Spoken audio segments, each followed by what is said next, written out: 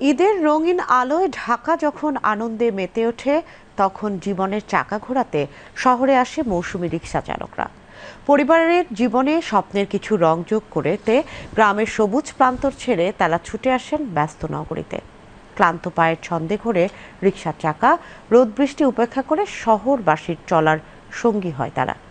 ফাঁকা ঢাকার বিভিন্ন সড়ক ঘুরে সেসব রিকশা চালকদের সংগ্রামের গল্প জানাচ্ছেন কুমার বিশ্বজিৎ রায়। ঈদের খুশিতে মাতোয়ারা শহর, ব্যস্ত রাস্তায় নেই যানজট, বিপণী বিতানে নেই উপচে পড়া ভিড়। আর এই ফাঁকা নগরীর মাঝেই রিকশার প্যাডেলে স্বপ্ন বুনছেন কিছু অচেনা মুখ। তারা মৌসুমী রিকশা চালক। তাদের কেউ কৃষক, কেউ দিনমজুর। বছরের অন্য সময় গ্রামে জীবন কাটলেও ঈদের বাজার ধরতে ছুটে আসেন ঢাকায়। তবে তাদের পথ চলা সহজ নয়। নতুন শহর, অচেনা রাস্তা, কখনো যাত্রীর বিরক্তি, সব মিলিয়ে সংগ্রামের গল্প। এখনই আমি একজন রিকশা চালকের সাথে কথা বলবো, জানবো তিনি বগুড়া থেকে কিভাবে ঢাকায় এসে রিকশা চালাচ্ছেন এবং ঢাকায় তার জীবনটা কেমন চলছে।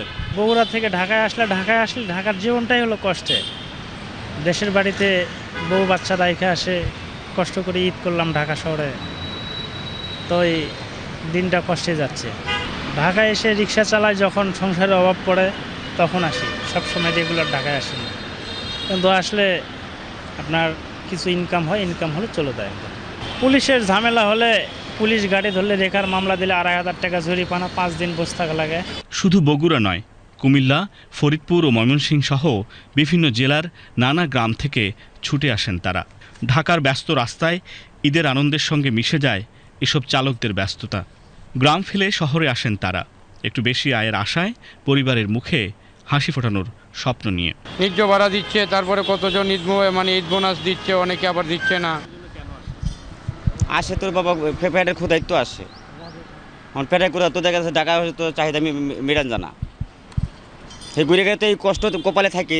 ঈদ উপলক্ষে আর দ্বিতীয় কথা, আমার বর্তমানে চাকরি নাই, কারণ আমার পেটে তো ভাত দিতে হইব, আর বাসা ভাড়া তো বাড়িওয়ালা মাফ করবো না, ওটা খাই আর না খায় বাড়িওয়ালা ভাড়া আমার দিতে হইব, তাইলে আমার কাজ করে খাইতে হইব। তবে রিকশা গ্যারেজের শ্রমিকরা বলছেন ভিন্ন কথা। তারা বলছেন ঈদ উপলক্ষে অনেক রিকশা চালকই ঢাকা ছেড়েছেন।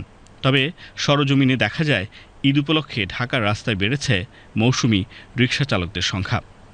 ঈদের উপলক্ষে ড্রাইভার কমে যায়, 10 দিন আগে বাড়ে, এরপরে ঈদের 2 দিন 3 দিন আগে কমে যায়। বর্তমানে আমাদের একটা সুযোগ দিচ্ছে, ঈদের উপলক্ষে সুযোগ দিলে আমরা সব জায়গায় যেতে পারি। এরপরে নির্বাচনের পরে কী হবে না হবে তা আমরা জানি না।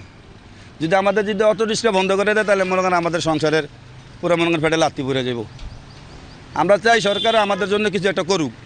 এদিকে প্রযুক্তির কল্যাণের সাথে সাথে সড়কে ব্যাটারি চালিত রিকশার দাপট বাড়ায় এবং উপার্জন কমে যাওয়ায় প্যাডেল চালিত রিকশা চালকদের কপালে পড়েছে চিন্তার ভাঁজ। অটো গাড়ির জন্য আমার এই বাংলা গাড়ি তো হয় না, লোকজন চড়ে না।